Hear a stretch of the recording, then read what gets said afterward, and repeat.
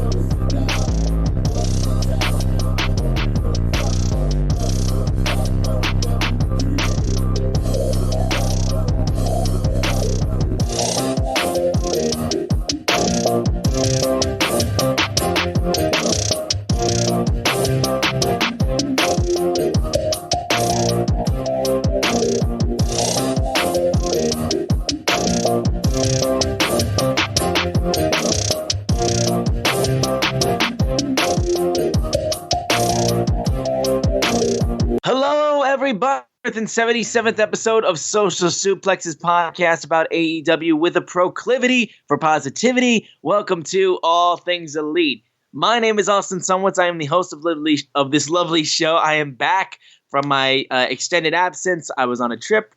I'll get into that in a little bit. But I'm joined with me, as always, is my good buddy and friend, Floyd Johnson Jr. My man, how are you doing? I am wonderful. I have been fighting the good fight this week for my boys FTR ever since Dax has his new podcast out, FTR with Dax, and people have been dropping like teasers and quotes because you could listen to it last week on ad-free shows, but I've made a commitment to not spend as much money on wrestling in 2023 as I am in 2022. So I have resisted the temptation to add ad-free shows for $9.99 so I can listen to it. It should, I guess, come out today or tomorrow. But I'm really trying to stick to my ideas of spending less money. That being said, Dax is the one human in the world that people tend to get mad at for wanting to work more. Yep. The dude, it's not like they want to win all the time. I mean, he was literally 1-6 in singles matches this year on AEW TV. Literally lost almost every time he wrestled, except when he wrestled his partner. When you ask them their favorite matches, they're all matches they lose in. So It's not like they mind putting people over. It's not like they're selfish. They're just like, hey, we like to wrestle. You pay us to wrestle. Put us on TV so we can wrestle. They're not asking to be world champions for a year in advance. You know, they're not asking for anything except to do their job. Right. But people call it whiny, and people call it this, and people call it that. And I've said this before. As much as I love Dax is the guy at work that you hate. Right? He's the guy, like, I'm at my job, and I definitely am not passionate about my job as Dax is. And there's this guy that would come into my job when we worked in call centers and like, dude, when we're a little slow, you should go read up on stuff. You should be, like, researching how to do your job better. I look at that dude, and I'm like, fuck you, dude. I'm just going to sit here and do nothing. Cause, you know, and they pay me for it because that's beautiful. You know, getting paid to do not do anything. So, yeah, Dax is the guy that's like always trying to rah-rah sis kumbaya at work and, you know, get you fired up to go work. Right? Like, we're lucky to be doing this, that kind of thing. And yeah. And honestly, in real life, I hate that dude. I do. I really do. I'm just here to get a check. I am not passionate about what we do. I work for the 15th and the 31st, so I understand how he can rub people the wrong way. I have no problem saying that. But if you listen past your annoyance and actually to what he's saying, he's just asking to work. He's asking if you're going to fly, if I'm going to leave my family every week, fly to this different city, sit there all day, go through the airports, do the travel, unpack my luggage, get here, use me. Right. What's wrong with that? I don't think that's wrong. Yeah. That's all he's saying. He's not saying put me over Kenny Omega. No. Dude loses all the time. So what are we doing here? Why are we mad at him? I don't understand it because somebody called him whiny. My friend Sam called him whiny. I'm like, whiny is the guy that's like, whiny in essence. I'm just like not coming at her. But there is a wrestler that pretty much didn't get her way and kind of walked out. That's whiny. You know what I mean? Right. This person's like, I just want to work more. I want to work for you. I love working for you. I love company. I love you. I think you do a great job booking. Book me more. Yeah. And as far as this show, let's go to this show. We were sitting here complaining for months about how useless Rampage was. Seems like you could use a world-class tag team to help bring in ratings on Rampage. I think they've done that. It's like you could use a world-class tag team to bring in ratings. You can book, other things. You can put dream matches. You can do anything to bring Rampage up, and they haven't because it's just like I don't really understand. But again, this is me. Again, the Dax. As you can tell, Floyd is very excited for the FTR podcast coming very soon. I am the Dax Defense Squad. I am the FTR Defense Squad. I am sitting there with my captain. See, instead of Captain America's shield, it's red, white, and blue, but it has FTR right in the middle of it. Yes. And it says no fist at the top. No flips, just fist. Yes. It says that on my shield, and I'm carrying it. So if you ever come at FTR, expect really, really like a passionate argument because it's not that they're my favorites. They are. I am not unbiased in this situation. Yes. I am not. They are my favorite. I have no problem saying that. But I'm also, it's like, if your people were doing the same thing they were doing, you would be defending it. If Jon Moxley was coming out, and Jon Moxley wasn't being used as much as he was, right? And he's like, use me more, let me wrestle more. You'd be like, Jon Moxley, man, that's how you lead AEW. You get out there, that's how you lead us. You go out there and he wants to work. You put him on Rampage, and everybody's all excited. Like, Dax has been asking to work for 6 months. Yes. Like, this dude's the leader we need, Mox. I'm like, come on. There's a lot of people out there trying to lead, you know what I mean? Trying to work. Right. Who want to wrestle. It's just like, no, it's just so funny how it is. And it's based on whether you like the person or not. I want FTR used more because they're my favorite tag team. If they are not your favorite tag team and you think they're used to fine, I understand that because they're not your favorite tag team. Of course you don't care how much they're used. Yeah. Of course it's going to seem whiny because you don't care. All right. No Young Bucks fans are clamoring for more matches. They don't have to. Yeah. They're already there. They're getting 7 matches against the same team. Yeah. No, I mean, I can tell that a lot of that's on your mind, and we're going to get to a lot more. Because honestly, it was like, okay, this is all JR's fault, and I have to explain why this is JR's fault. So, okay, this is... I got to explain why this is JR's fault. And you're going to feel me once I tell you this, right? I say this. You're going to think I'm crazy, but I'm not. So JR's family's in town for the holidays, right? Oh, God. So JR's been like hanging with them and distracted by them. And that's usually who I spend all my time on the phone with. And I'll ignore most chats and things on Twitter and all that stuff. And I won't get caught up in anything because I'm usually talking to JR and we're arguing about something else. Oh, no. Yeah, which is fine. So JR hasn't been available. So I have been doing the deadly thing of scrolling through the internet and actually engaging in conversations. You poor bastard. Yeah. So this is on me. I take all fault for this. Yep.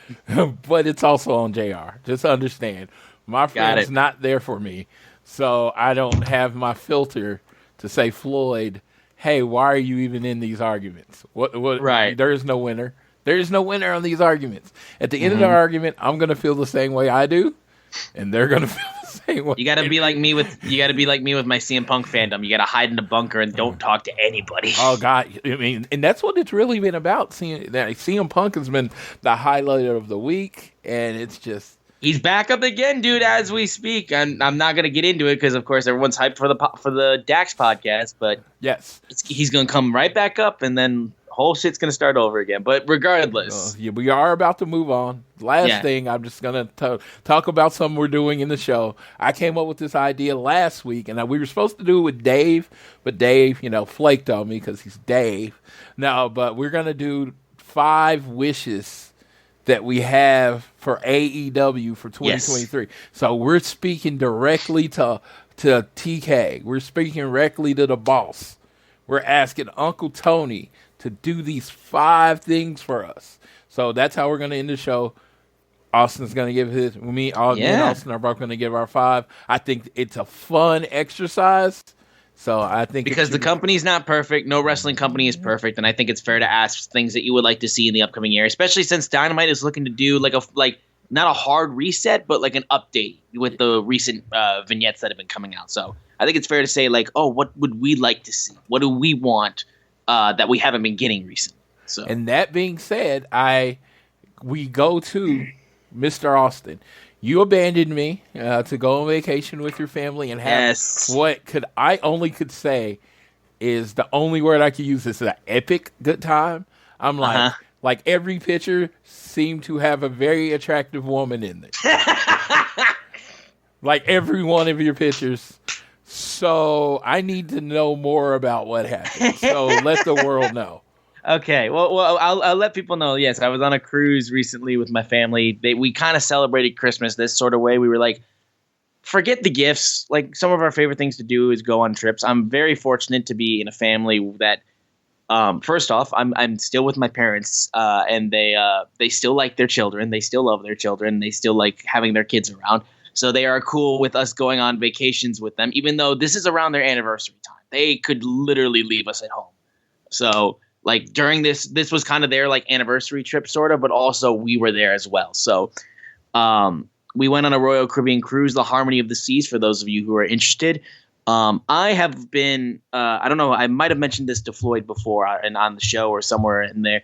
I have been somebody who has vouched for if you don't get seasick and you're willing to go onto a giant ass boat and go into the middle of the ocean and that doesn't freak you out, I plead with you. Give a cruise a try if you're financially stable enough, because I know they're stupid expensive.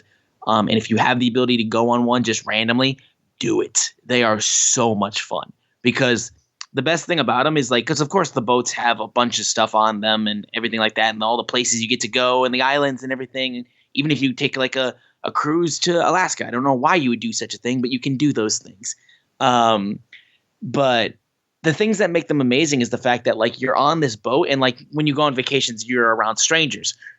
When you're on a cruise, you're on a boat with strangers for however long the trip is, 4 days, 5 days, 7 days. Ours was an 8-day cruise. You know nobody and you become such good friends with these strangers. And there's also a veil that comes over you where it's any voice in your head that's oh, what if I look stupid? What if I say something dumb? What if I piss this person off? What if I blah, blah, blah, blah? You will never see these people most likely again. Unless you try to keep in touch with them, which is what I try to do with the people that I meet on cruises, you will never see these people again. So let loose. Be the best version of yourself, which is just your honest to God self. So on this cruise, I met a lot of really cool people. Did a lot of dancing, did a lot of singing. They did a royal voice thing, their own version of The Voice that I got to take part in. It was a lot of fun. We had some really fucking good singers. There's this guy who was on the boat who was an ex-Broadway actor. Really fucking good singer. This girl killed Whitney Houston, I Will Always Love You. Destroyed it. Did amazing. And yeah, I met a lot of really nice people, really lovely people. I love everybody that I met on the cruise. I made sure to get everybody's Instas and everyone was super sweet and nice. And I don't go I'll go to dances and the clubs parts at night. The rest of my family are asleep by that point, so I'm going by myself. So I know nobody, and everyone was super welcoming. Everyone was super nice and cool, and I got to, like I said, meet a ton of people. I will mention this to you, Floyd, as well. I can tell you because, like I said, I have a good track record, I guess you could say, on cruises. I actually had my first kiss on a cruise, full like Disney Channel original movie, like Sweet Life on Deck. I had my first kiss on a cruise, and I've met some really nice girls on cruises before. This one, while I did meet some very nice people on this cruise, so I made out with what I can only describe as a cougar. Is a thing that happened. What? So it's the only thing. It's the only thing I can describe it as. So I'm about to turn 26 in the month of January. This woman was 37. What? Yep. Yeah. That's awesome. She I saw her like with her little sister earlier in the night at a one of the karaoke things, and they said hey, and I said hey.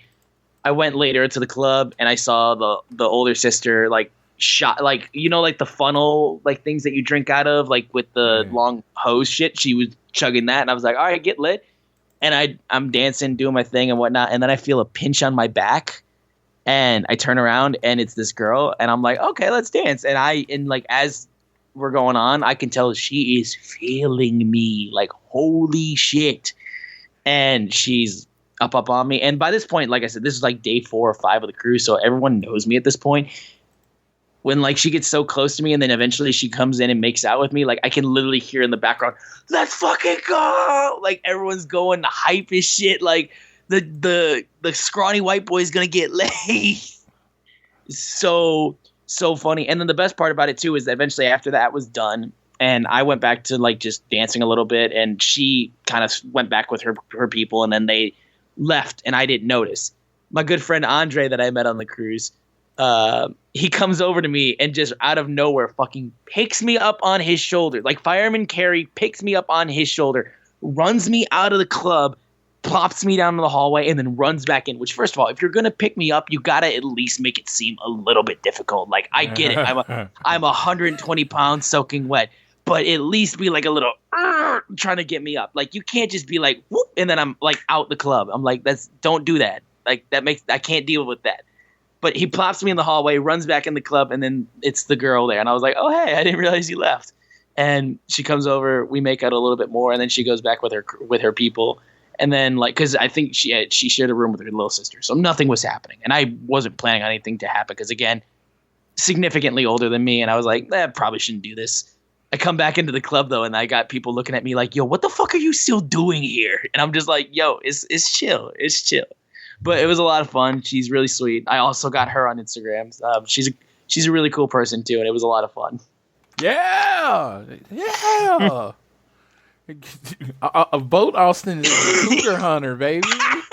No, okay, I promise you, I'm not a hunter. I was the hunted. He was in the wild. I was the hunted. Yes, I love it. And my voice is still shot from the cruise, as you can tell. I'm holding it together as best I can. Yeah, I saw you singing and dancing on the stage. I was like, oh yeah.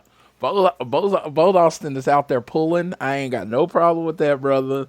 Yeah. Congratulations. That's awesome. I appreciate it. I mean, like I said, it's fun. I have not had that boating experience, and I won't because, I go on the boat with my wife, so... Well, there's that, too. Like I said, you've been on the Jericho cruise. Yes. I have not been able to be fortunate enough to go on the Jericho cruise, even though that looks like a fucking blast. Yeah, I am not going this year in 2023, but I do expect to be back on in 2024. It's one of the best adventures, ever. They are. No, again, and again, you meet such good people, and you're around them all the time. Because, if you're doing the same things as a lot of other people do, the same group of people would come to karaoke and come to the club every single night. So I saw everybody all the time that, I linked up with and everything like that. And you form genuine friendships and shit like that. And you have, really cool conversations with people. And you stay up until, 2 in the morning. And then, the pizza place is still open. So you fucking go get pizza, too. And it's just let's fucking go. It's 2:30. It's 2 in the morning. But we just finished dancing our hearts out. And now we're eating pizza. Austin's undefeated on the boat. What? I do all right, man. I do all right. What? The mask comes off when Austin gets on the boat. He's like, what?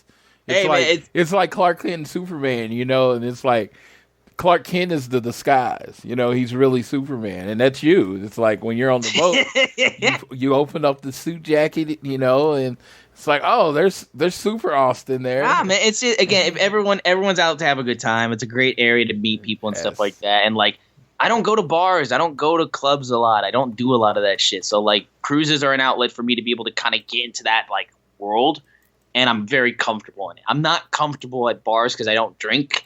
And I'm not comfortable at a lot of clubs because, like, I don't drink. So it's like, I just don't do it a lot. So, yeah. But cruises are fucking awesome. Hey, you know what? I am happy that you had a good time, man. I was like, yeah, like I said, every picture just seemed to have a different woman of a different level of attractiveness. And I was like, I don't know what boat you went on, but, you know. Royal Caribbean, man, they got good shit on there. But like, also the people that I made friends with, like the female friends I had, like one was married, one had a guy at home, another person hooked up with a guy on the ship. And a lot of them I'm pretty sure all the girls I met that I became friends with were older than me. I think maybe one might have been around my same age, but they were all like maybe from the range of like 26, 27 to 33, I believe. And I was like, okay. There you go. But everyone again, that's unbelievably nice, unbelievably sweet. And like I said, like, I don't go on those things expecting to, like, you know, get it. I go on those things to meet people always, and it always is. When you go with that mindset and you're not trying for shit, everything's so much more natural. Everything's so much more like you're meeting people. You're not trying to get some. Yeah, so next time you got to take your sister out for more of that stuff. She met a guy. Yeah, it didn't work out at the end, but she did, like, it at least gave her the confidence to know that, you know, like, people find her attractive and she should love herself better. Yes. So, shout out to my little sister Sydney. She's amazing. And that is any guy would be lucky to have her, but if you fuck with her, I will fuck you up. That has been a theme. That has been a theme of my week, is telling friends to, you know, give yourself the benefit of the doubt, love yourself as much as you love other people. You know what I mean? Yeah. Like, it's okay to feel yourself just a little bit, you know? Just a little bit. Yeah. Like, you always, there's the best part too, is there was a guy on the cruise who was also like really nice and really awesome, but he was basically the guy that like would always just like, you know, make sure my ego didn't go fucking crazy. He would always knock me down a peg, and like someone else sang, like I think one night I sang Sunday Morning or something by Maroon 5, and then another day another guy sang it and he didn't do it very well, and then the guy comes over to me and is like, see, like, this is what people came to see. They didn't come to see your bum ass. They came to see this guy who's obviously killing this song so much better than you. He's fucking hysterical. And it was like so nice to have a guy that like literally is just there to be like, I'm knocking you down a peg so you don't get such a big fucking head. Well, if you ever need someone to give you shit, I am an expert shit giver. I generally find out sometimes that I give people too much shit, and they can't take it. And they're like, "Hey, man, calm down. I thought we were cool. Yeah, I thought we were friends, but no. Yeah, I'm glad, man. I'm glad you had a great time. Glad you had a break. We kind of took a break. We did a show with Dave. It actually was a really good show. I heard it was good. It was a good show with Dave, and then tried to run one more back last week when you weren't feeling well, and apologies for that. Dave had just gotten off like for his long Christmas vacation. Yeah, exactly. It was around the holidays, and again, I hope everyone also had a great Christmas too. Like I said, like I apologize for me being sick and I couldn't be there the previous week, but yeah, I hope everyone's holiday was amazing. Dope ass Christmas. I got some good shit. I'm running out of places for my shit. Yeah. That is a problem. I am trying to readjust. Cause I got a brand new vinyl, dude. I'm like, my vinyl case, like my little crate that I have filled with vinyl, it's literally like almost overfilled. I got to get a new one, or like just actually get a shelf that I can get filled with my vinyl shit. I got 5 rock themed pops. I got Luke Hobbs, the Fast and Furious Luke Hobbs. Okay. I got a Maui from Moana. I got the 20th anniversary SmackDown version of Rock. All right. I got another Black Adam of Rock, and I think that's it. So it's 4. It was 4. Yeah, because I had the regular Hobbs for a while, but he got me the one that says Luke Hobbs. So, yeah, I have this thing with pops. I'm trying to get any pop based on a character The Rock played. Gotcha. So like next is because I like the next is like Crypto from the Crypto. You know, he played the Super Dog from the League of Wonder Pets or Super Pets. So you know, every time anybody that The Rock has played, trying to have the pop of it, it's just I felt like that's a fun thing to try to do. So I have like 20 different pop figures of The Rock. Damn. Okay. Yeah. So The Rock's my guy. If y'all did not know that, but yeah, I do not defend him as much as I do Mr. Dax from FTR because The Rock's a billionaire. That's not a person that ever needs me to defend him. He's a billionaire, has his own production company, tequila, energy drink, shoe label. I'm like, yeah, I don't think there's many arguments against The Rock. I did see something wild today about The Rock. Ryan Johnson, the director of The Glass Onion, A Knives Out Mystery. Yeah. He directed Dave Bautista, and he says he is the best wrestler turned actor ever. So, shout out Batista. And a shocking, and just what do you think of that? Do you think he's the best? I mean, like, I think he's like he gets some of the most perfect casting, I will say. I think when he gets into a role that like really plays to his strengths, I think he really excels. I think obviously The Rock is the bigger, like, you know, icon like actor, but I feel like he's so big, he's reached like a level of like, you know, you can't see him as anybody but The Rock. And he kind of plays The Rock in everything. And he kind of, that's the thing, is that's his character. Yeah, he plays The Rock. So I would say Batista's probably my favorite, but I think the best and has the most range in his character is John Cena. The reason I have Cena's getting to that point though of The Rock where it's like, you know, you just see him as John Cena, I feel like. Or maybe that's just me. Yeah, because he has like I'm a big superhero movie fan, and I feel like there's this god tier of perfectly cast roles. Robert Downey Jr. is Iron Man. That's like number one on my list. Number two is Ryan Reynolds as Deadpool. I don't think either, like, you can try your hardest to put anybody else in those roles. All you're going to think about is that Ryan Reynolds and Robert Downey Jr. did it better, right? I just think John Cena as Peacemaker. I would say that's one of those roles, yeah. Yeah, I think it's a God-level role. And I don't think the character of Peacemaker is anything like the character of John Cena. No, yeah. He is truly acting in every scene in that. And it's like, as a person that does not like John Cena, like as a wrestler, I love him as an actor. So I just, like I said, I don't know. I mean, Groot was amazing, but I just think John Cena has so killed it as Peacemaker, it has like, oh my God, he might be the best. I think we're going to really see, as time goes on, and also I'm excited for the new Guardians to see how that goes as well. Yeah, but Dave is amazing. He is, yes, absolutely. Yeah, I couldn't stand him as a wrestler. Could not stand him. I thought he was the most boring, generic bit guy ever. It's funny too because he became very meme heavy as his career went on. Yeah, I'll walk alone. Yeah, no, but one of the best themes though, for sure. But dude, his filmography, everything he's been in, has just been like amazing. So I am much bigger, and I even told him, I was like, dude, I watch if it says Batista's in the movie, I watch it. That's there you it, go. because I know he has this. His picker is very good. He picks very good movies to be in. So. All right, so that's enough of all. Yeah, of I know we've gotten a little bit off talking. Me and Floyd hadn't talked to each other in a while, so you know it's we're catching up and all that kind of stuff. But we got a lot to talk about. AEW, of course, had Winter is Coming, and then also their Christmas special of Holiday Bash Dynamite. We're gonna get into as much as we possibly can because I know I missed out on a lot, but.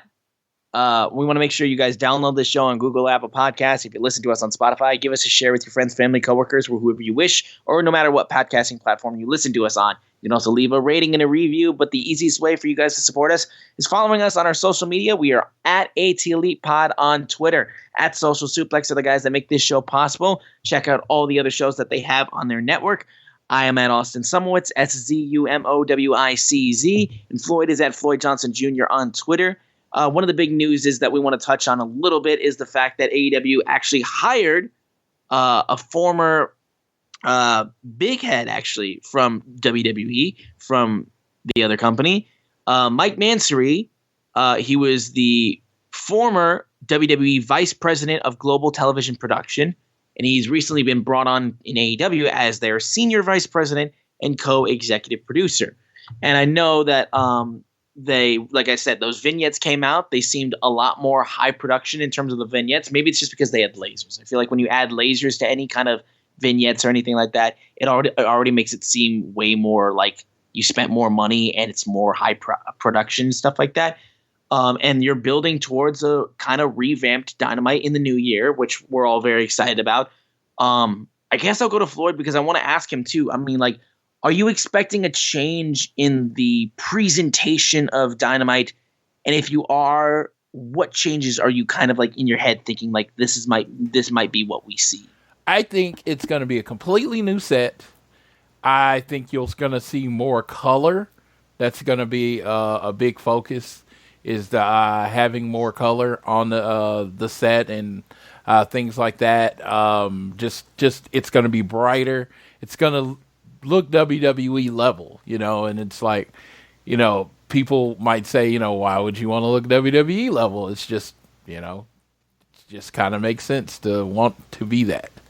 It's like they're the big leagues, and it's like their set is 3 years old. You know what I mean? It's like, right. It's not like new. So it's not like they've been sitting there just kind of, waiting. No. It's been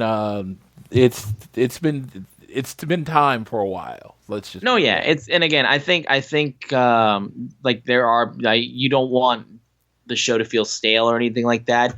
And I think changing things up, especially just like, just like some presentation things, I think would definitely give a nice little look of some new things that we got that we're going to get in the new year. So I'm excited to see at least what comes of it. Maybe this hire means nothing, but I have a feeling it means something. But anyways, we got a lot to talk about. I will mention one thing I wanted to say about Winter is Coming. Me personally, I just wanted to add something, which was the fact that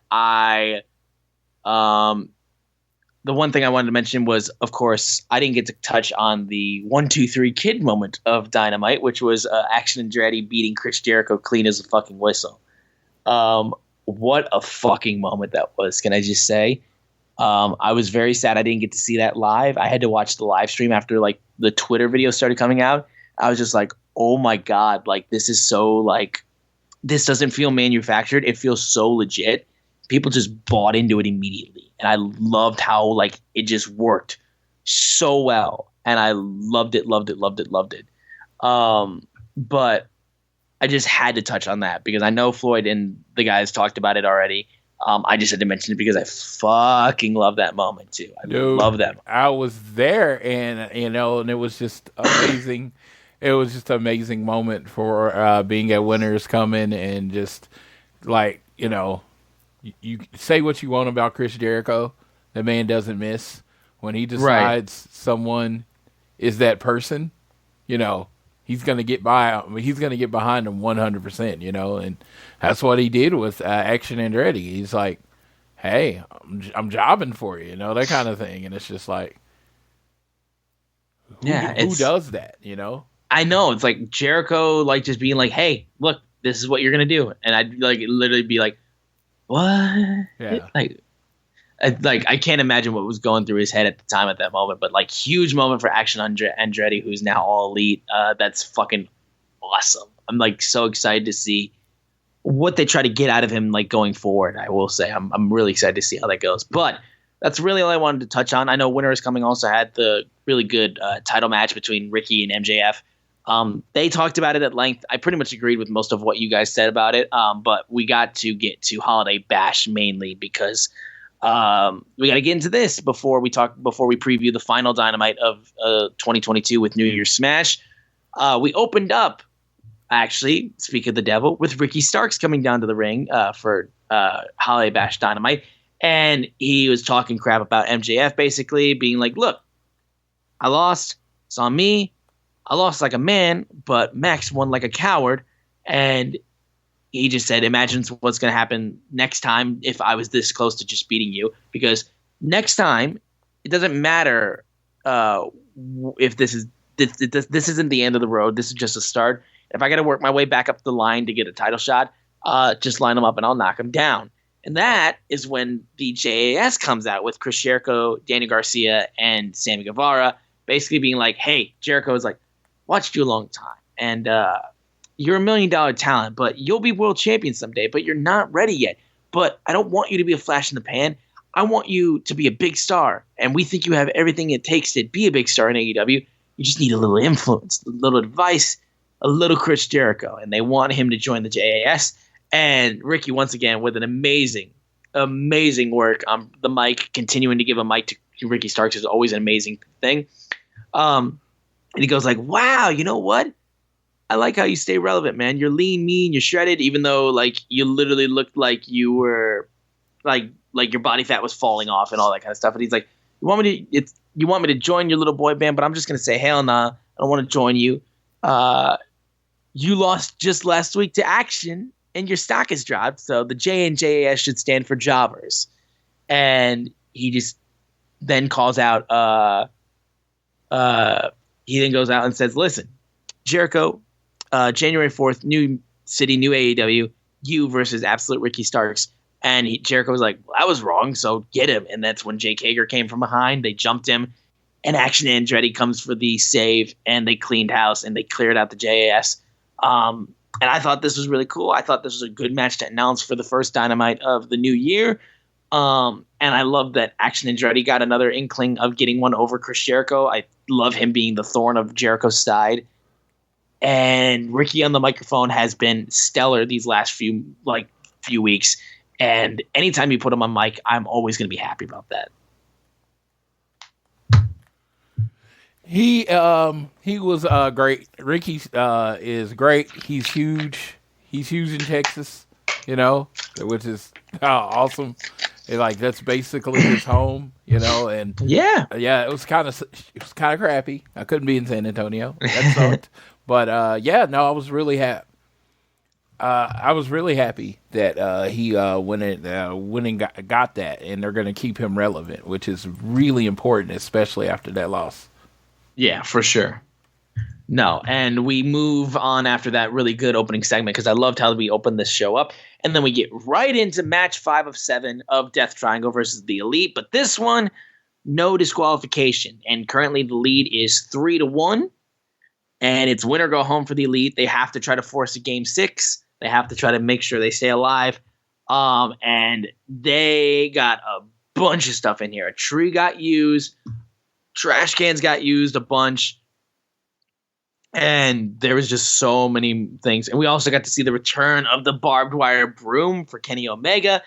The barbed wire kind of started to fall off a little bit as he pulled it out from underneath the ring.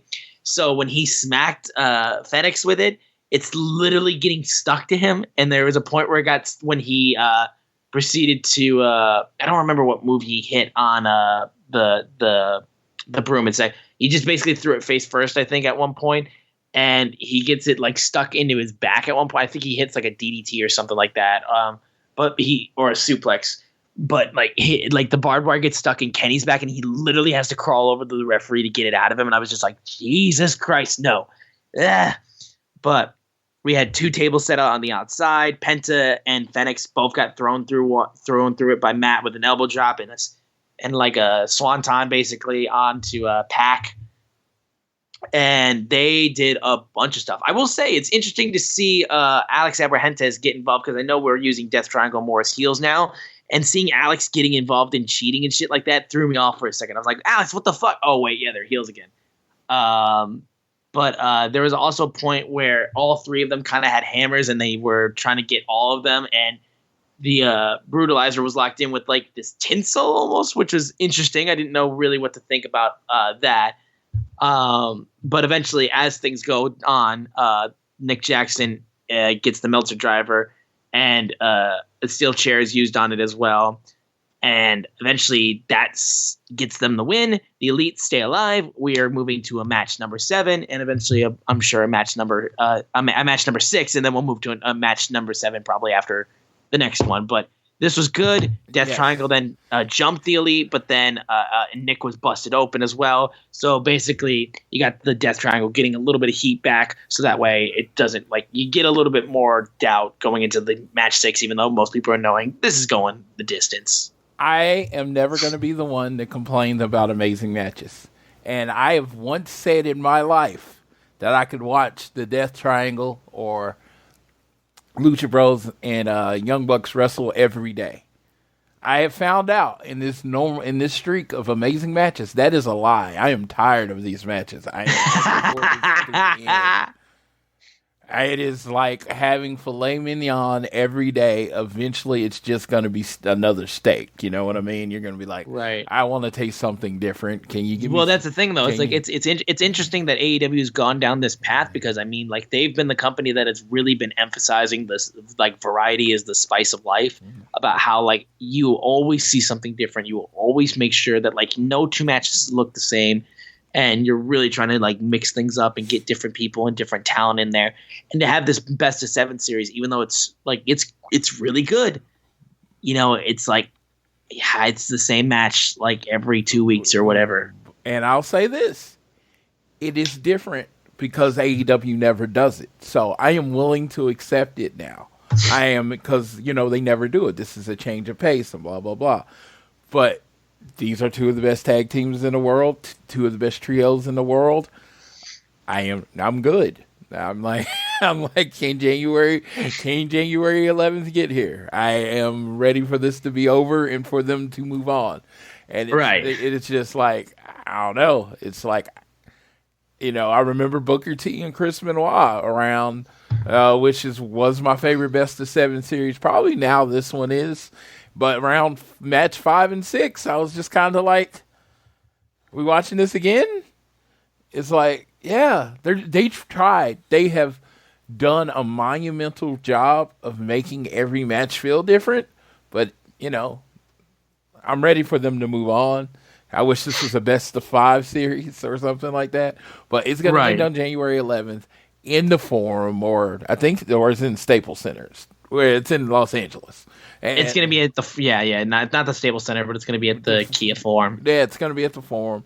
They're going to have a banger match. People are going to be talking about it for the rest of our lives.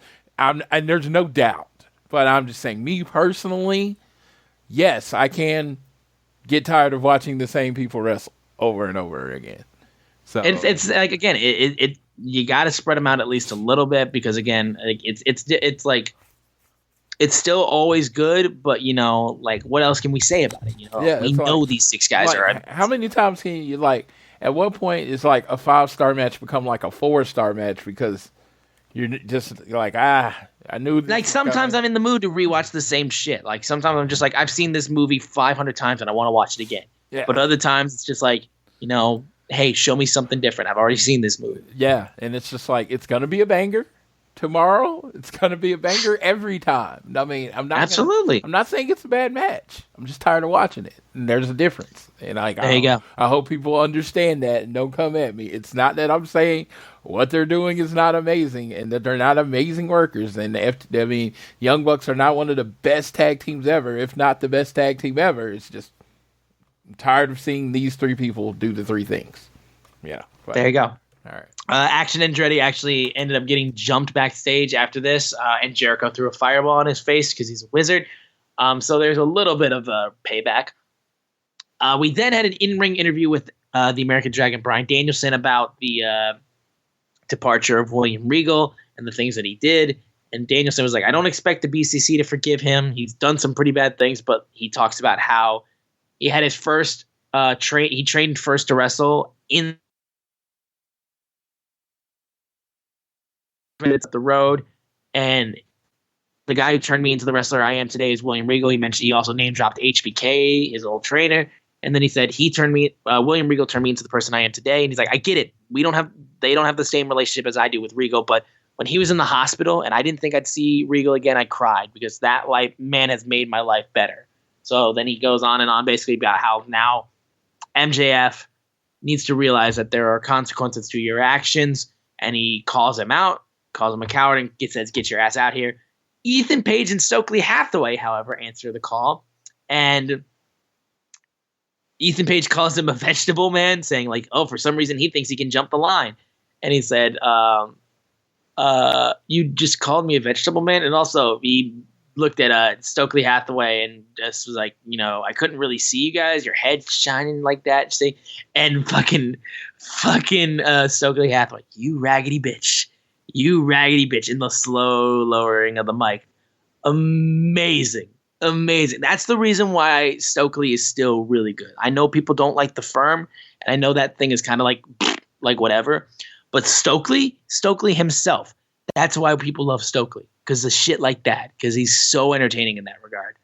And Ethan also, I love that we're seeing more of Ethan Page, but he says basically, "I'm gonna literally turn you into a vegetable," and Danielson's like, "We'll do it right now," and he's like, no, like I can pop the top, but these pants are staying on. We'll do it next week. Yeah, I'm all for more Ethan Page on my television screen. Ethan is so good at being despised. He got that crowd going, like MJF level, like heel responses from the crowd. It was really fucking good. And again, Stokely also a great pairing to him as well. And him and Danielson, this upcoming Dynamite on New Year's Bash, I think is going to be a banger. I'm super stoked about this. So, first Stokely popped me with the raggedy bitch. I'm like, yep. I missed probably the line after that because I was laughing so hard. Because he said, "You raggedy bitch, you raggedy bitch." Even Ethan Page tried to catch him. Yeah, it was a funny moment. Bryan Danielson is like, dude, on the mic, off the mic, one of the most entertaining people. So, I mean, the story he told and weaved is amazing, building to their match.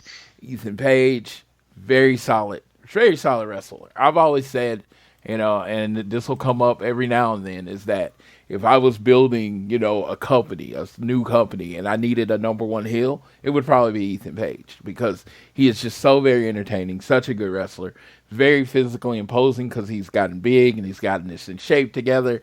So it works. I mean, he's Giant versus Bryan Danielson, and I'm like, I bet Bryan Danielson wants to put him over, but I don't think that's going to happen. But I'm looking forward to it moving forward. Yeah, no, I'm super stoked about seeing this happen. We then actually got to see Hook on Dynamite for once. Normally our traditional Rampage viewing of Hook, we actually got to see Hook on Dynamite. He took on Exodius Prime and got him to tap out. However, backstage, Lee Moriarty and Big Bill, now known as Big Bill. I know Morrissey is no longer W. Morrissey anymore. He's now Big Bill, which is a name that suits him. But I'm sorry, if you call yourself Big Bill, it's a pretty fucking weird, silly name. But whatever, we'll see if it sticks. But they attacked Jungle Boy. They were interacting basically because Jungle Boy came to his rescue last week. Big Bill proceeds to chokeslam Jungle Boy into a dumpster, and Stokely was there as well. Again, the Firm doing stuff, sending a message to Hook. I love that we're actually getting a storyline with Hook, because I feel like we kind of missed the boat with him a little bit. I know he was like mega over earlier this year. The reaction he got at Double or Nothing 2022 was huge. And that was just a buy-in match where he teamed with Danhausen. And people were going crazy for it. I'm glad that we're using him. I feel like we kind of missed the boat a little bit, but I don't think it's something that can't be salvaged. I want to see more Hook. I think he can do a lot of really good things. And again, he's a really interesting talent that I'd love to see more of. Maybe this is the storyline that can give the Firm a little bit of heat. I don't know, but we'll see. I'm at least happy that we're doing something with Hook, it looks like. Me too. Hook has. I've never been shy about my love for Taz Jr. Yeah. So I'm looking forward to seeing what he does with this. Looking forward to seeing what he does with this character. You're gonna get to see him act and see his range and that kind of thing. So I'm kind of looking forward to seeing what goes on there. Absolutely.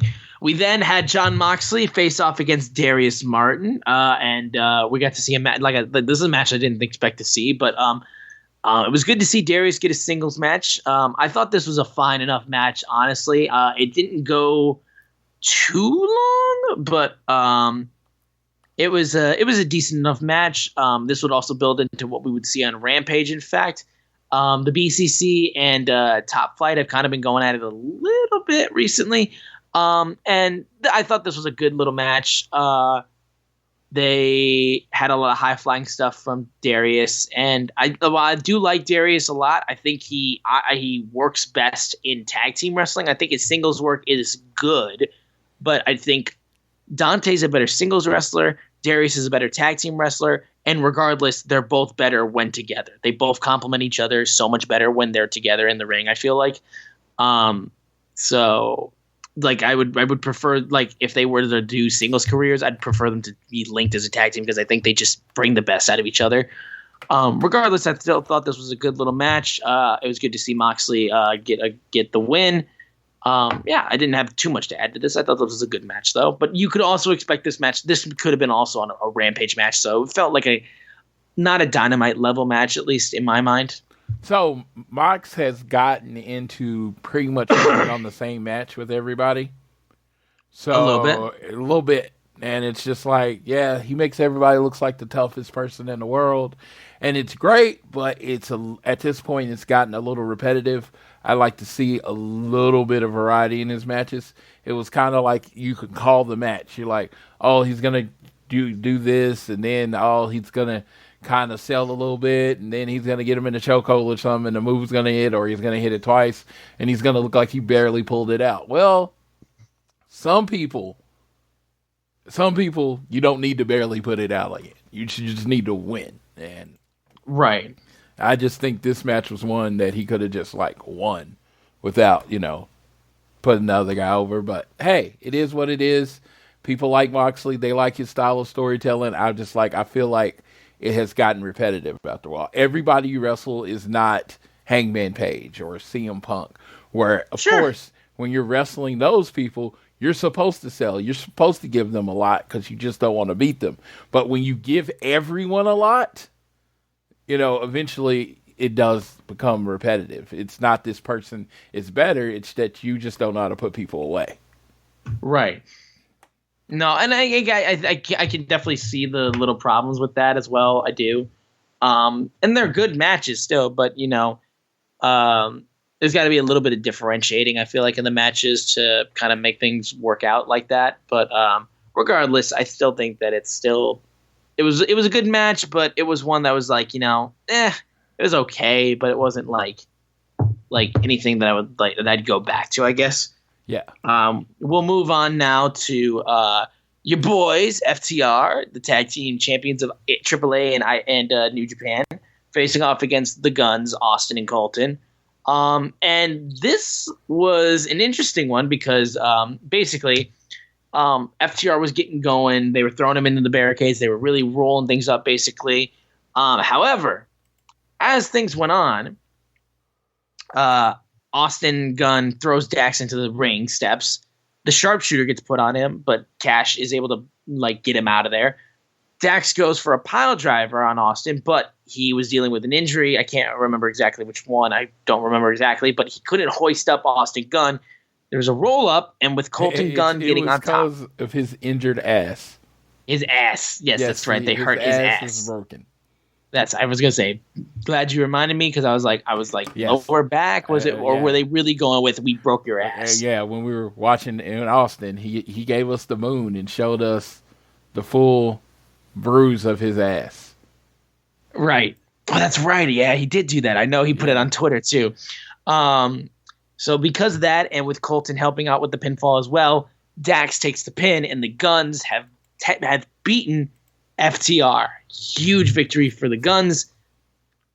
Floyd, your response to this little tough loss? Okay, now again, I generally enjoy FTR when they wrestle.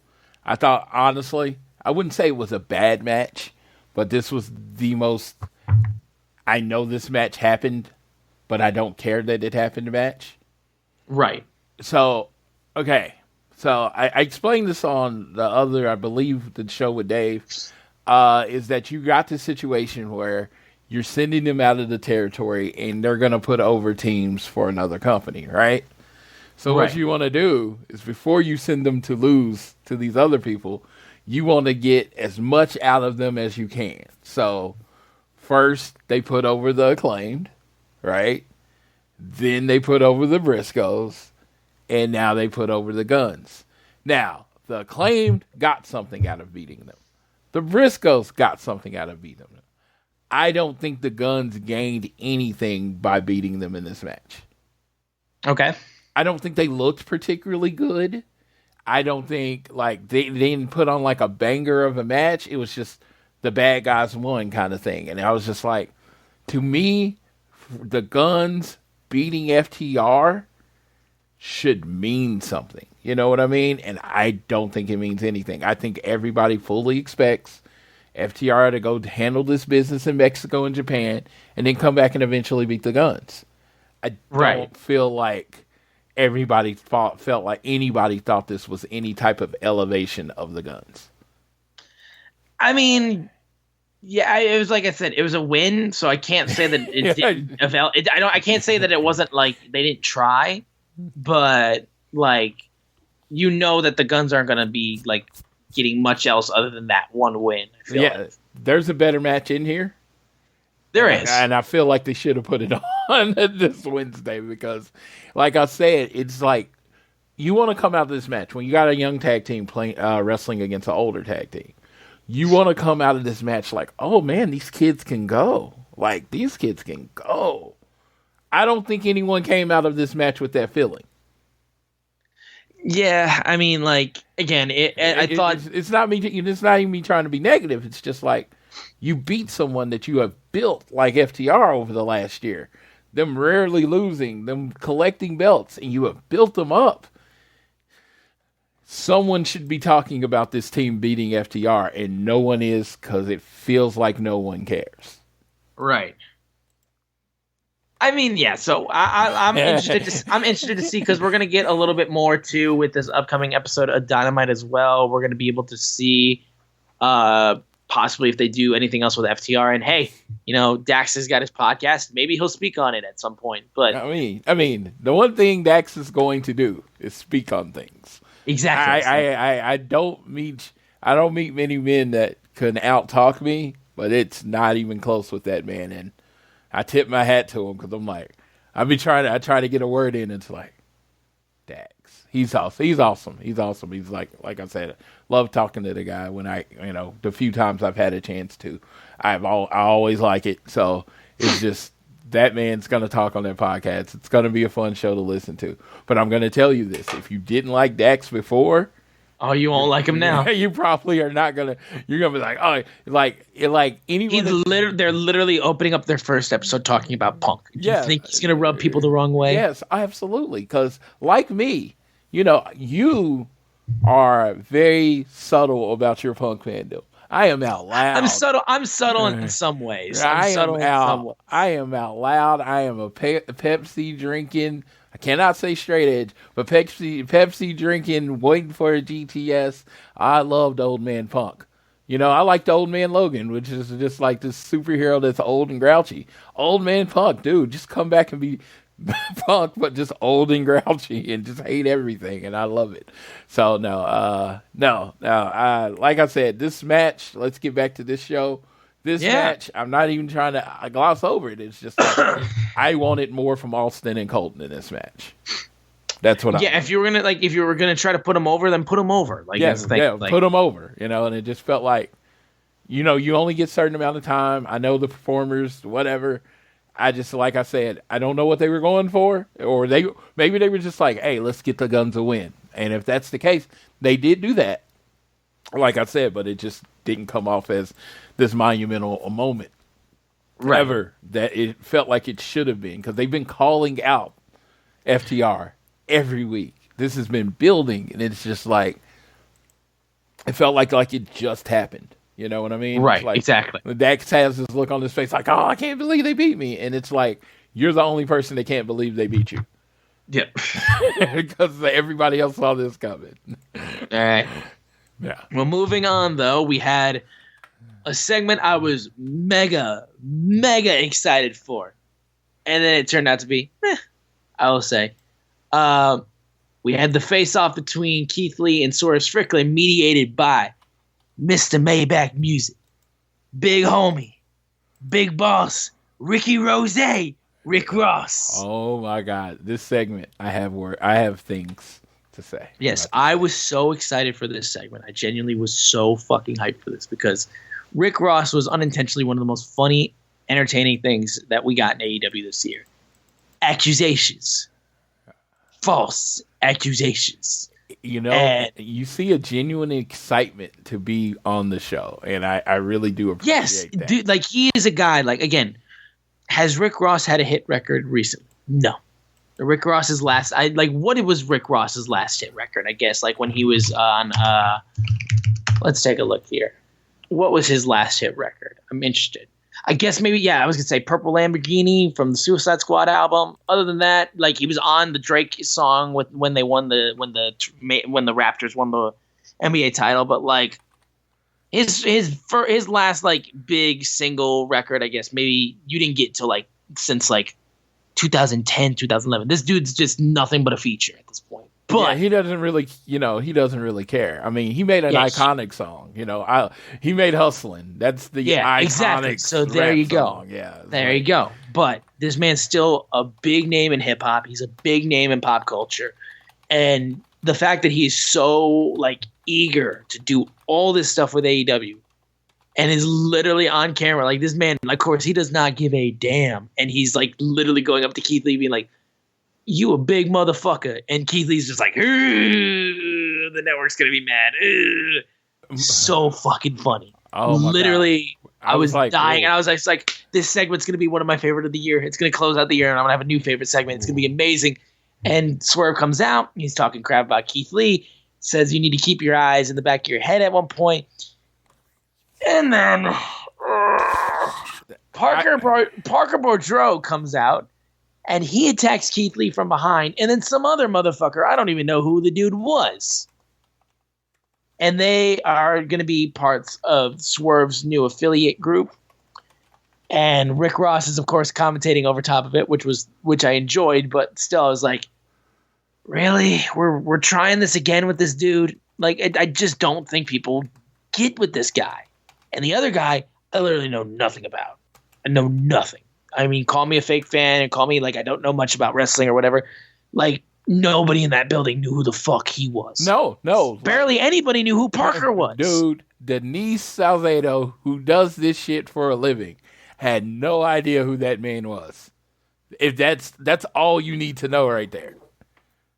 Yeah. So for the people that might have been this week and haven't found out, the mystery man with face tattoos and braids is former minor league baseball player Grandin Goatsman.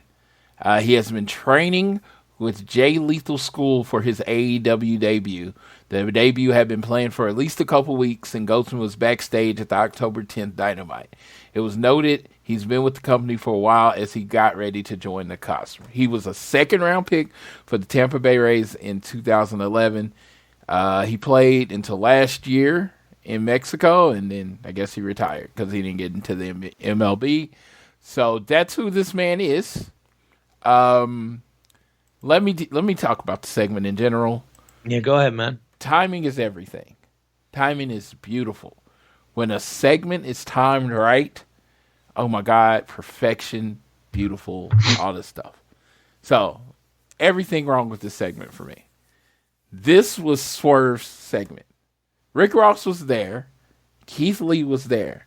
But this was all about making Swerve a made man. This was his made man moment. He was going to have, new manager, new person, and his new manager is fucking Rick Ross of all people, right? And as many people probably try to pretend that it's not a name, Rick Ross is a name, right? It is. So, Rick Ross is going to, in essence, manage Swerve. Oh my God, this is a big monumental moment that can move Swerve up to like a main event. Now, I will say this. if anybody in this world can get past this and make it work, it is Swerve Strickland. Because just he's one of those people, when I think I know where his ceiling or where he's going to be, he always shows me I don't know shit yet. So I want to say that first. I think Swerve's going to be okay. But this segment was terrible. It wasn't good, man. It wasn't good. It's like, I don't know. I know they don't do scripts and all that kind of stuff. I know they don't. And that's fine. But you at least have to work on the timing of this shit. Parker Boudreaux comes out, and I'm only guessing, I am speculating. Because I can't even, it's like when a quarterback throws a pass and it's an interception, and you can't even tell the receiver they were throwing to, so you try to guess. You try to look at the receiver in the area and say, maybe he was trying to go to him. That's what this segment felt like. This was an interception, and I couldn't even tell where the ball was supposed to go. You get Parker Boudreaux in the ring, and I'm thinking they were supposed to be in the ring at the same time.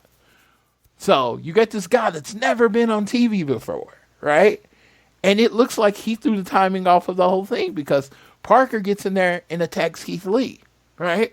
And then Keith Lee beats him up in essence. So you got this dude that's supposed to be this monster that has Swerve's back, and he gets his ass kicked. Until another guy comes out. And then, so they get out there, and then another guy comes out, and he hits him. And then they have to hit him with the chair. And it's just like, they look like the worst henchmen that have ever henchmen in history. They make Bebop and Rocksteady from Teenage Mutant Ninja Turtles look smart. I don't know if you get that reference, but oh, absolutely I do. Yeah. Shout out Bebop and Rocksteady. Yeah, extra stock. Yeah, so that's basically what it is. Swerve is Shredder, and these are Bebop and Rocksteady with the less of an IQ. And the timing is off, and everything is off. And the segment felt like it dragged forever. And it probably didn't even last that long, but while you're watching it, it felt like forever. And dude, when I say let's not forget too that Rick Ross actually had to stall for time a little bit before Swerve came out, and that's when we got the "you a big motherfucker," which again, best part of the segment, but still, he was stalling. Yes, I am the proclivity for positivity, and I will tell you, I was sitting there and I could not find anything to be positive about this. This was a swing and a miss. First of all, so. I don't know. Like I said, I feel like you could have got more names that people recognize to be henchmen for Swerve. Like Parker's fine. Parker's fine. You've had him built as a monster. I don't think he's lost anything on Dark. That's fine. Not necessarily my pick, but I think he was fine. But that second guy needed to be a name, Right.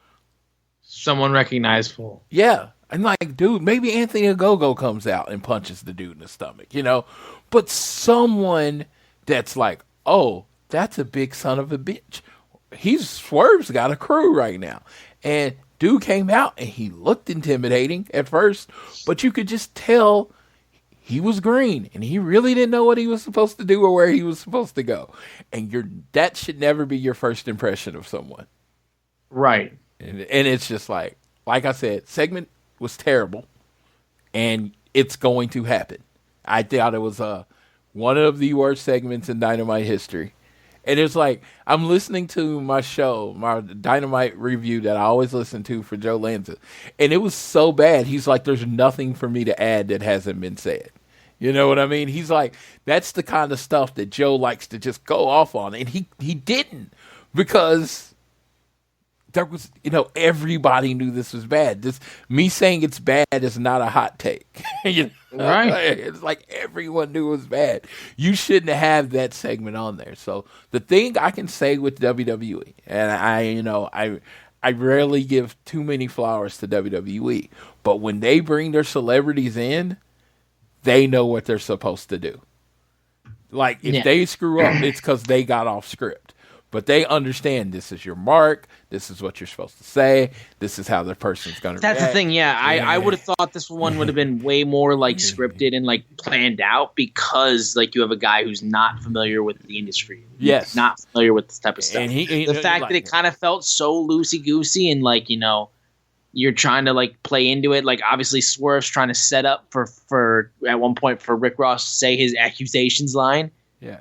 And it's like, you know, he's got to realize it and then go into it. It's just like, you know, this should have been more planned out. And the fact that it wasn't, like, again, I don't think AEW's past hip hop or celebrity usages have been necessarily bad. I can't think of one that's been like awful. Yeah. No. And I honestly, Rick Ross was the least bad thing about this segment. Yeah, no, Rick Ross was my favorite part of the entire thing. He was fine. It was just, you could tell, he could tell it was going bad, and he just started talking. Shit. Yes, he just started talking. And it's just like, he's an entertainer that has, like, performed in front of way bigger crowds than we were at this AEW. So it wasn't nerves. It was just, oh, these people ain't feeling this. What am I supposed to do? What am I supposed to do? I'm just going to start talking now. Just started again, I hope that this feud actually gets a little bit better. But, like, again, I'm not, this is really disappointing. I talked about how I was so fucking excited that we were going to get Rick goddamn Ross once again on my television screen. And I got that. But what I also got is Keith Lee possibly stuck in a feud that isn't going to help him and a feud that's not going to help Swerve. Because I love both of them and I want them to be successful. And this looks like the feud is kind of already started on the wrong foot. The one thing you don't have to worry about with these two are the matches. The matches are gonna bang. And then after the show, they did this clip. And in the back, it was Rick Ross walking with the two and Swerve, and they all wearing their shirts. And Rick Ross basically cuts a promo. Like, it was a pre-tape. You could edit it. It was so much better than what happened. Dude, I don't know why we just didn't. Again, like I said, I don't know why it wasn't scripted like that. Because, like I said, I loved that Twitter video. Yes. I loved that Twitter promo. And I wish they would have put.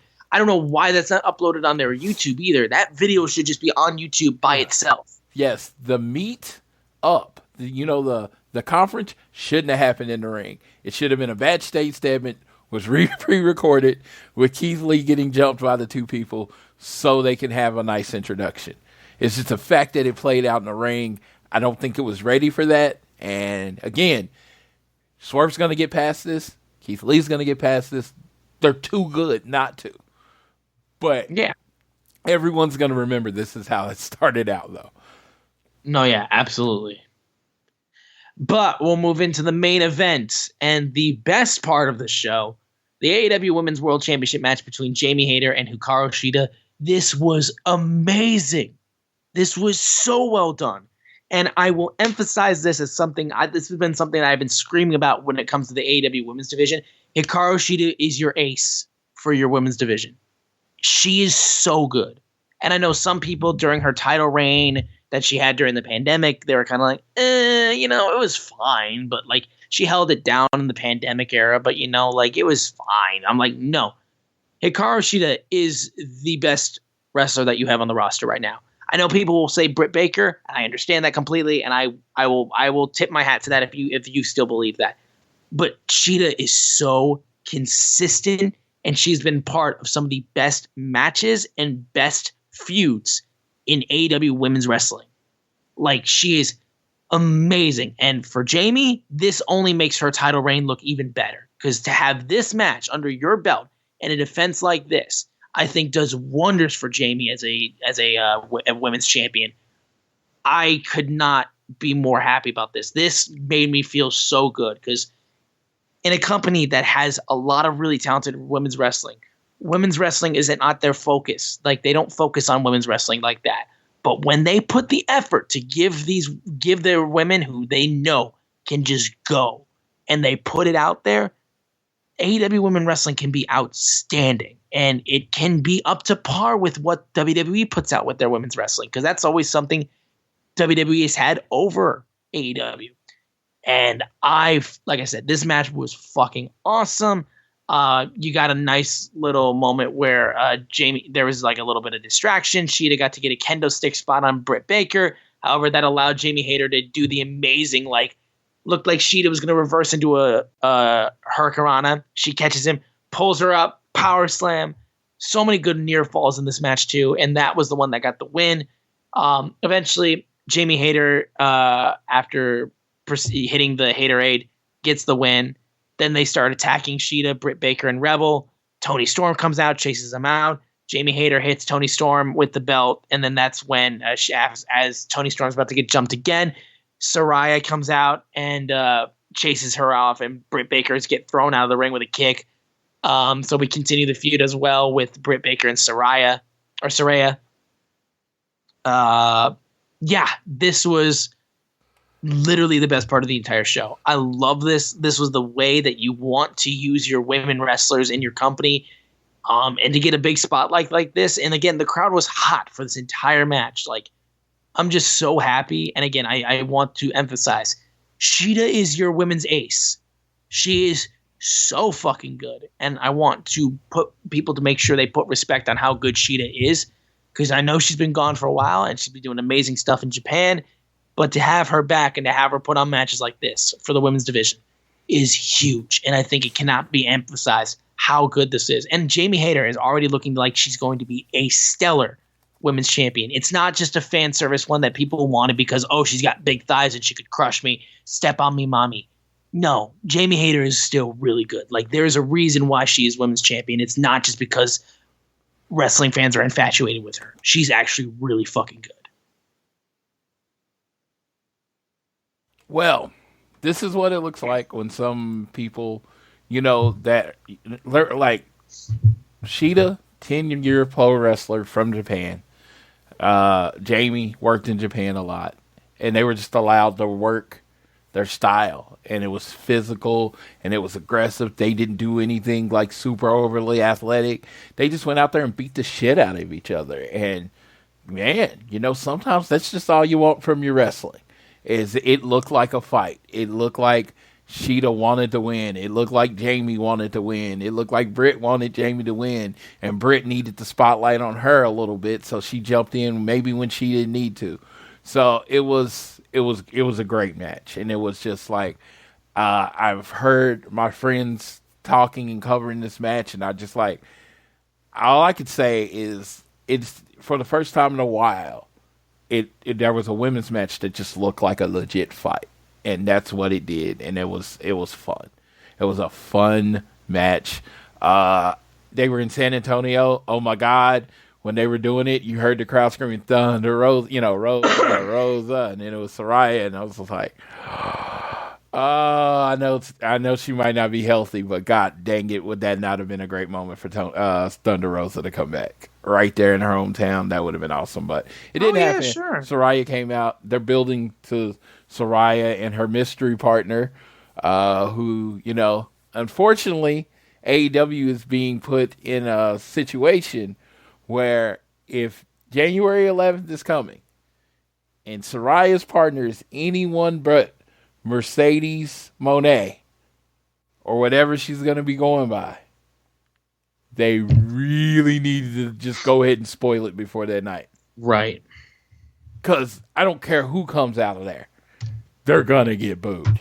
Not Mercedes, yeah. If it's not Mercedes. Well, you've already given the Sasha stands an inkling that she might be showing up. Yeah, and if that is the case. So, if I don't hear anything from now to January 11th, and they go in with it being a surprise, and they announce anybody but Mercedes, I'm gonna be like, that was the dumbest thing ever, and you just set this person up for failure. And then also too, you pissed off the Sasha stands. You don't want to do no, you don't want to do that. You don't want to do that. No, Mercedes better be walking through that door in LA on one of your biggest stages. With the new stage and all that stuff, she does a little bows thing, maybe if you get Snoop Dogg to do her theme, oh my God, that would be like a perfect FU to the WWE. It would be pretty dang huge for sure. Snoop Dogg's worked with AEW, so that's not the thing. It's not out of the question. But if he does her new song, But for AEW, oh my God, that's just like, like the high stepping into the end zone. It's not like, oh, you could have just ran the end zone and handed the ball to the ref. But no, you high stepped and put your arm behind your head, that kind of thing. There's been a lot of rumors about Mercedes and how just like WWE didn't see her in the level of Charlotte and Ronda and Becky. And it's just like, I would have given her whatever she asked for just for her not to sign with AEW. Just for her not to sign with AEW. I would have given her whatever she asked for just because she's not to sign with AEW. I have been very fervent about this. That the reason the men's division moved faster than the women's division is because you could bring in Chris Jericho as a name. You have the Elite that built up their following. But the biggest name to me was Jon Moxley. Your first night in, you have a WWE recent defectee showing up at your company. It gave you respect. It gave you a validation that even Chris Jericho didn't give you, right? Because he's a little older. Yeah. He's a little older. So it gave you everything you needed. And I was like, there was no Jon Moxley of the women's division. There was no person with this name from WWE that was going to bring their fans with them. There was no woman in the women's division. Everybody, you were kind of building from scratch, right? Sheeta, you didn't know who Sheeta was. You didn't, Kylie Ray was one of them. And Nyla Rose, you didn't know who these people were. They were getting introduced to the nation. And you needed that name to really bring your women's division up to the next level. One of the four horsewomen, any of them, I think any of them, but also the one of the four horsewomen that's starring in a fucking Star Wars series. You don't lose that person. They're not just bringing WWE. She's bringing Star Wars fans. She's bringing everyone that likes Mercedes. And again, her stance. And Mercedes Vernado, right? That's what she like. People that follow her are coming. I would have paid anything for her not to. Well, and again, we don't know yet. Still, we don't know yet. No, she might not ever show up. But this is really starting to feel punkish. That's all I'm saying. Oh yes, yes. It's starting to feel punkish, where it's like this is a secret that everybody's in on, that kind of thing. And they're like, and if this doesn't happen, there's going to be a riot. And again, if they come out the week before, Saraya comes out to cut the interview and says, "This is my mystery partner," and it's like Thunder Rosa or whoever, right? I think that's fine. There is no, you didn't promise us anything. You never promised us anything. You didn't make us wait to the moment. I think it goes over fine. People still are not going to like it, but it won't be a riot. It won't be a riot. Just don't let it get to the January 11th without announcing it. That's all I'm saying, and it not be her. Yep. There you go.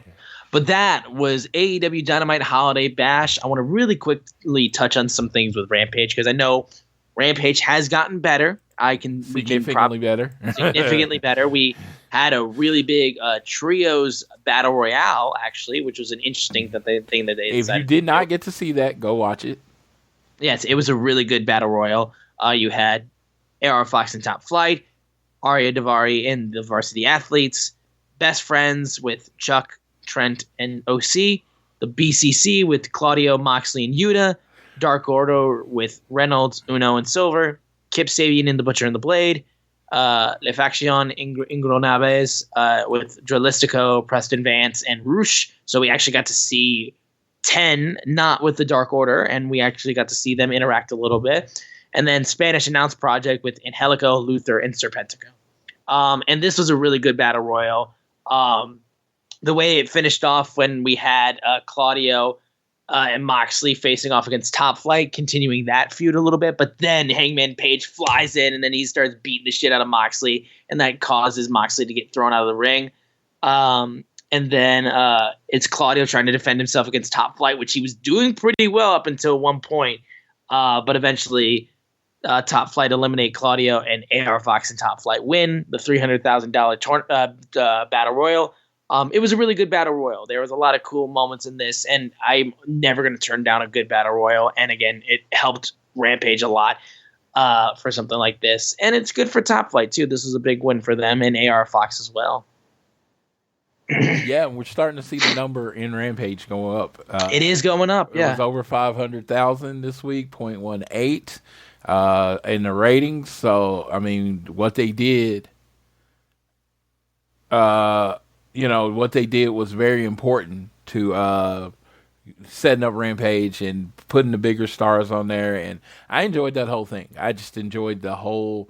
I love battle royals. They're my favorite. Even Bad Boy Battle Royals is a good battle royal because they're all none are the same. So I really enjoyed it. Yeah. We also got a nice little segment with Eddie Kingston and Ortiz calling out House of Black, basically being like, let's go. We want to fight. And that's when Julie gets on the ramp and then she points onto the big screen. And that's where Malachi and the House of Black appear. And he's like, look, we'll face off soon. But listen, if the enemy of my enemy is my friend, then the friend of my enemy is influenced by me. But would he then be his enemy too?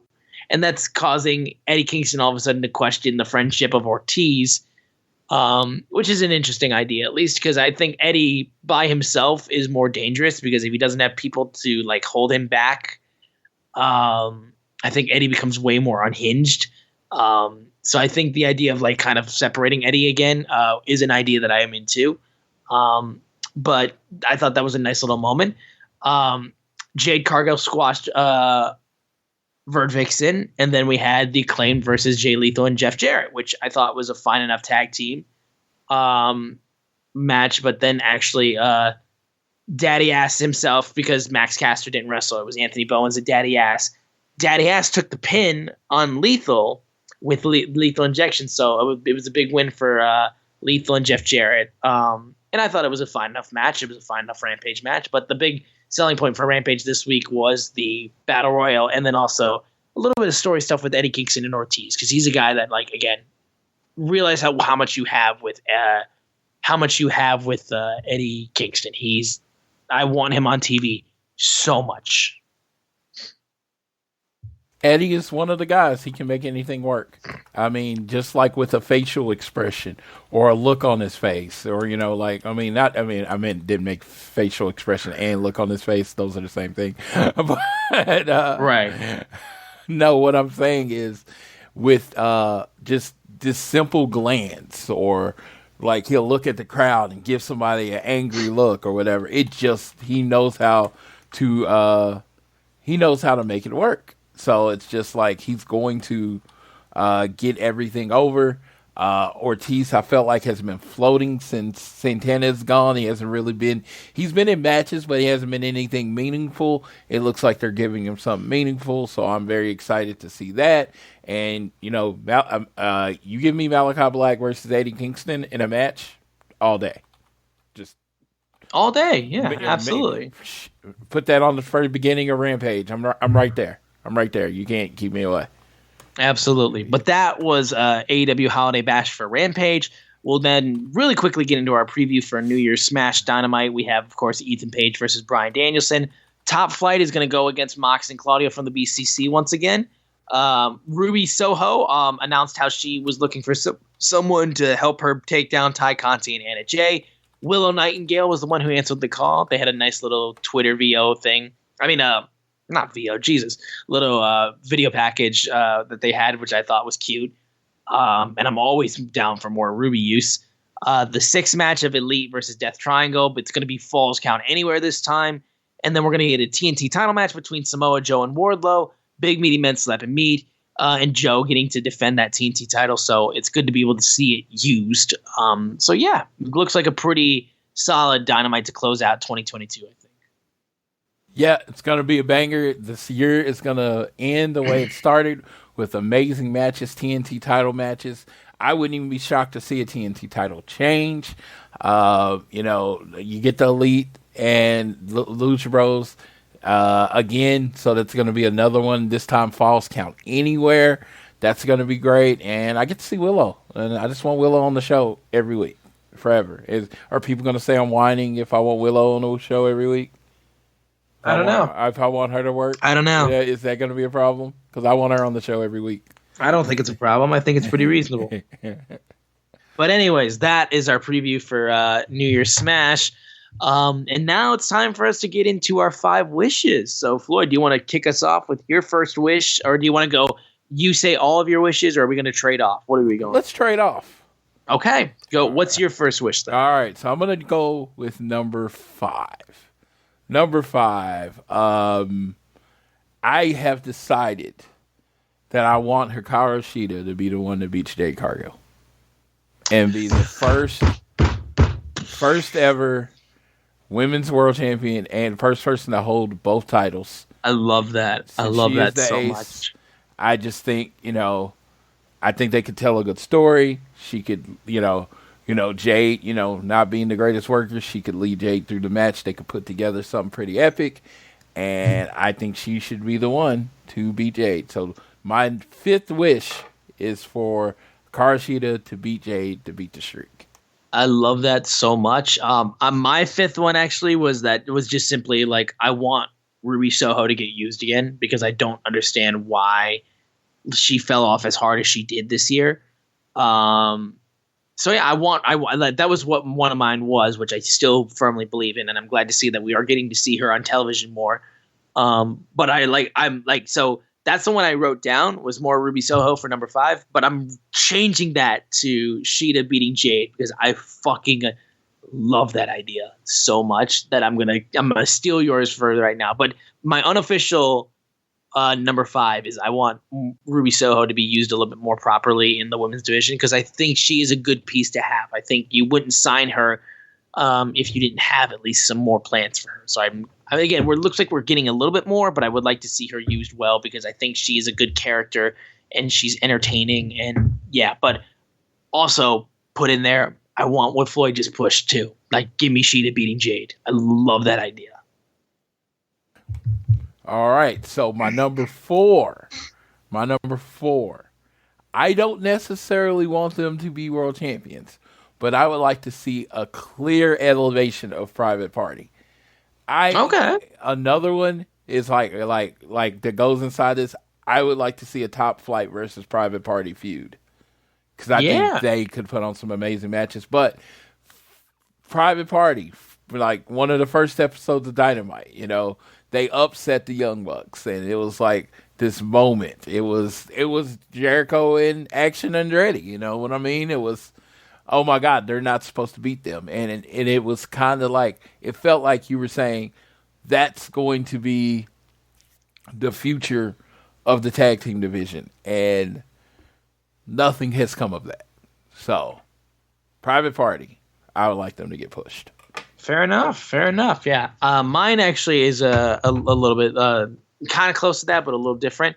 My number 4 is that I would like in 2023 to have Ricky Starks holding a championship, not the FTW title, because we've seen that. We're good with that. He could be TNT, or he could be All Atlantic if you wanted to do such a thing. Or hell, if randomly you want to throw him into a tag team, like, I'm not opposed to that, but I would prefer it to be a singles title. Basically, get some gold on Ricky Starks is what I'm saying. The guy is really shown to be a real asset. I think people are really starting to get a big affinity towards him. I think there's a good chance that you could jump on the chance with that, because Joe as the TNT champion is good, but you already got him doing stuff with Ring of Honor, and especially if you're trying to get Ring of Honor television stuff going, you're going to need him to do that a lot more, because I think Joe being on Ring of Honor and trying to really sell that is going to be something that would need to be constant. So I think Ricky as TNT champion is something that could be pretty believable, like from Jump Street, but just get gold on this guy. He's really good. I completely agree with that. Ricky Starks, I feel like that star is starting to shine pretty big. All right, so this will be number 3 if I'm doing it reversed. I want Nyla Rose on commentary more. All right. She's hilarious. Like, just legitimately just funny. I don't know how you can make that work. I don't know. Maybe backstage interviewer where she bullies people or something. It's just like Nyla, even in her little stint with Jade, she has this ability just to like make you laugh, like guttural like laughter that she brings out of people. So yeah, I want to see more of her, like either dark commentary, a Rampage, just somewhere where she can just talk shit, because that's what she's really good at. All right. Well, my number 3 is a pretty simple request. I don't care what show it would be for. I don't care when he shows up. I don't care how he shows up. Obviously, I think for this guy, the reasonable thing to believe would be if you did a Forbidden Door 2, he would show up there. I want Ibushi. In some capacity, I want Ibushi. A lot of these are like my remaining ones are just guys I want to see or people I want to see in AEW. He doesn't even need to sign. I don't even need Ibushi to sign. Just give it once. At least one time, I would like to see Ibushi in 2023 in an AEW ring doing something. Anything. I don't care. Just give me Ibushi. I've been good this year. I would like Ibushi. The Golden Lovers versus FTR was really like that was close to being on my list, but I decided I only wanted to leave one FTR thing on the list, so that didn't make it. So okay. So now we're gonna go to my number 2, and my number 2 similar, but yeah, I want Kazuchika Okada. Okay. In a main event at one of the 5 pay-per-views for, the AEW title. I feel like that's a reasonable one since he's already done stuff with AEW. Yeah, like I want him in a big match for the AEW title. I want him to main event one of the pay-per-views. Now, preferably it would be Okada versus Omega at All Out. If my number one wish doesn't come true, which if anyone's listening to the show and you don't know my number one wish, I am ashamed of you. Yep. So, number 2 for you, sir. My number 2 is also a pretty simple one as well. I want Mercedes to be All Elite. I think that is a huge, like I said, we're talking about this Mercedes a possibility like we were when CM Punk was possibly going to be in AEW. That's how huge of a get she would be, I think, genuinely. I think Saraya was huge just because, not only because it was a defection, but more so, it was good for her just because she got to wrestle again. Like she got her kind of edge moment because we didn't think she was ever going to wrestle again. She got her Bryan Danielson moment. For Mercedes to go to AEW would be a shot that I feel like would be huge. And the eyeballs you would get, I think, would be massive as well. Be very careful. Her stance scare me. But I cannot deny it. She's one of the best women wrestlers out there. She's one of the best wrestlers, period. I feel like her quality of matches and her quality of work speak for themselves. And I think to continue to build up that women's division to be even stronger than it can be, you get Mercedes. All right. And of course I agree with that. I mean, I just talked about how big it was. And in very, detail how big it was. So, my number 1. And again, I don't even know what to say if you don't understand what this is. I feel like why do I feel like ours might be the same? I've been banging for this. I want these men to grow up. Yep. And I want FTR and Mr. CM Punk versus Elite and literally the wrestling feud of the century. It's literally my number 1 as well. I literally wrote CM Punk and the Elite bury the hatchet, Punk returns. Like anything could happen after that point. I wouldn't care. Yeah. Like that's all I want. It's all I want, dude. I want everyone to get along. I want the feud, like the legit hatred and the legit problems that these groups have. I want it to go away. I want it to be done. It's like I get it. I understand your peace and love. I don't give a fuck if you don't like each other. I don't give a fuck if you hate each other. Use it. Use it in the promo. Fucking hate each other and then go out there and perform. Take a shot. Go out there and perform and entertain me. If you want to just both give each other a punch and then somebody gets one back, I don't care. You'll give punches and then you'll literally become millionaires off of this feud alone. Dude, there are 3 to 4 pay-per-view matches or main events at least out of this 3-on-3 rivalry. And it's just, people might be like, why do you like Dak so much? And I've seen some of the transcripts from his first thing, and he's like, "Yeah, the one that comes out, it'll come out on Thursday." Yep, I hope them. These 2 people can get over it, and we can come back and do this thing, and we can change the face of professional wrestling. Yeah, I mean, that's all we want. Fucking everything Daxon Cash has been saying for years. And everything CM Punk has said in that interview, just start saying it on TV with it recording. And the Young Bucks say the same shit. You wouldn't have a job if it was for me. I could go on this thing. I'm not going to do this again. But good Lord.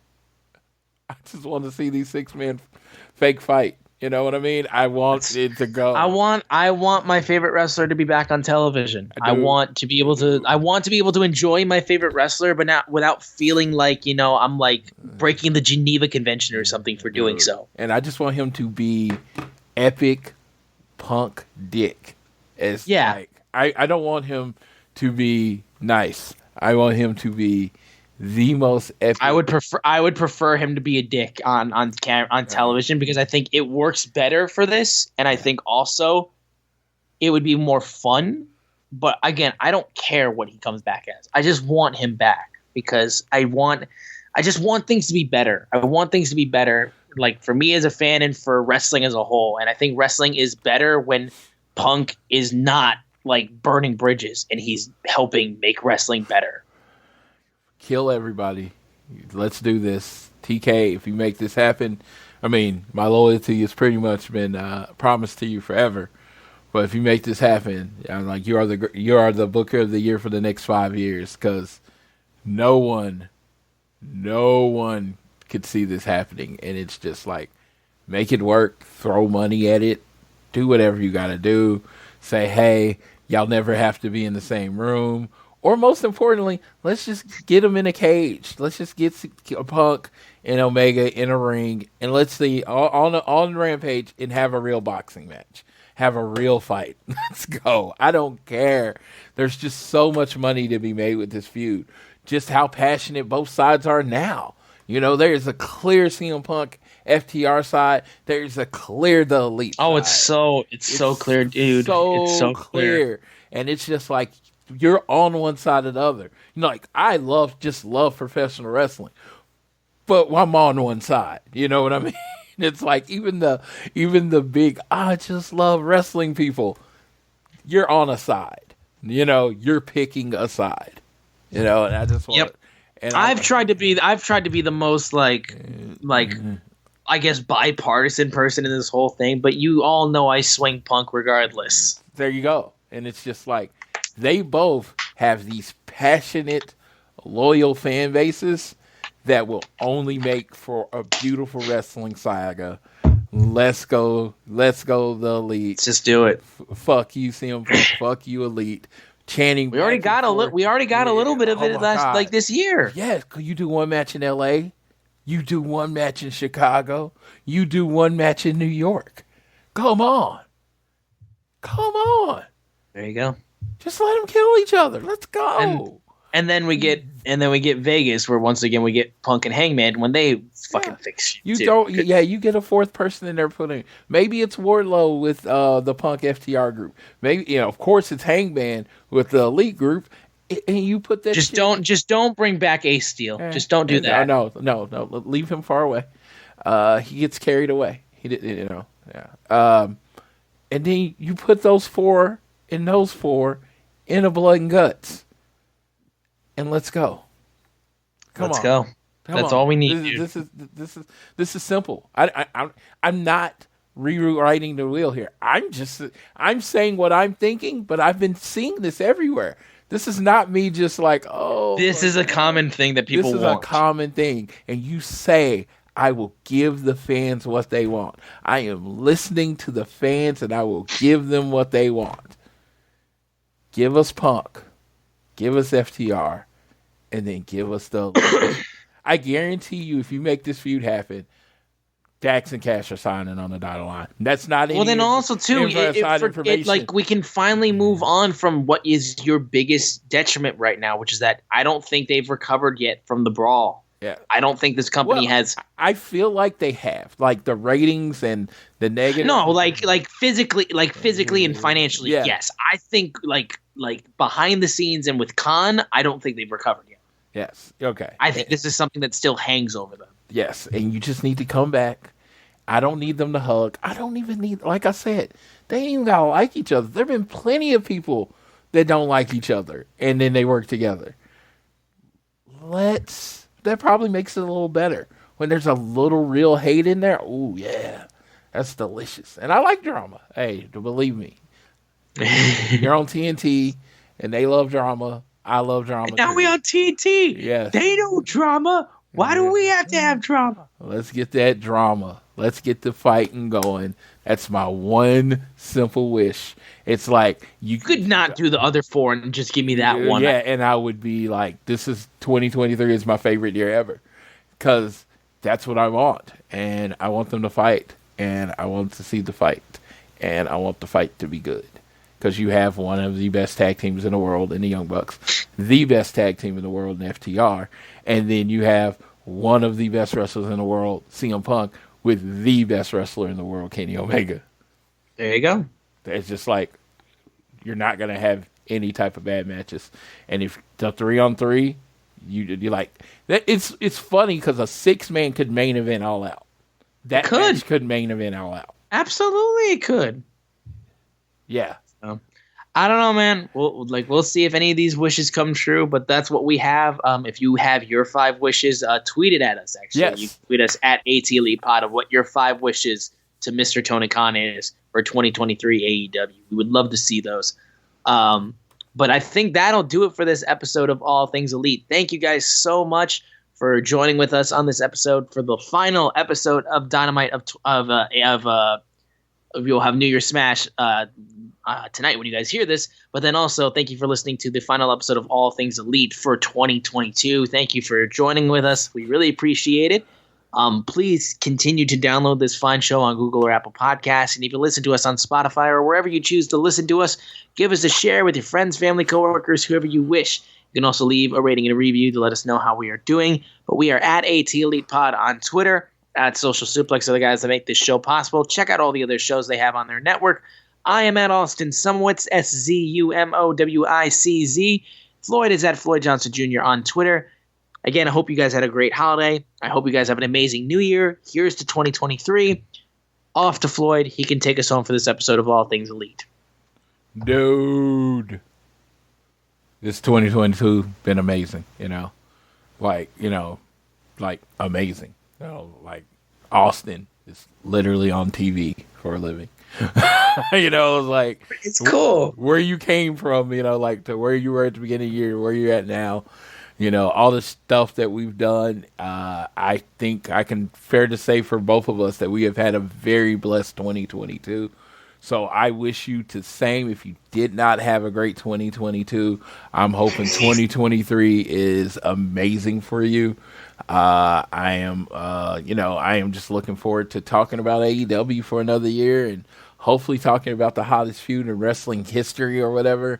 I just love it. I love having Austin on with me. I love when Dave and JR can step in every now and then. And I'm going to try to do better at getting, other people from Social Suplex on the show to give their ideas. Because, I know me and Rich see the world differently and me and James see the world differently. So, they could bring a little spice to the show. And then, Austin quarterbacking as he does so well. But I thank Austin. I thank every one of you that takes a moment, a second, any time of your day listen to the show. Even if you never listen and you just like and retweet it every week or you share it on your Facebook page, we appreciate you doing whatever we can, just so people can listen to our show. We don't have a Patreon. We don't have anything like that. We're just two guys that like talking about AEW wrestling, and I hope that you can support that. But yes, I do sincerely wish everybody a happy new year, and hope you had a very good holidays. And with that, I will leave you like I always leave you. Whether it is home, work, or school, always do your best to be elite.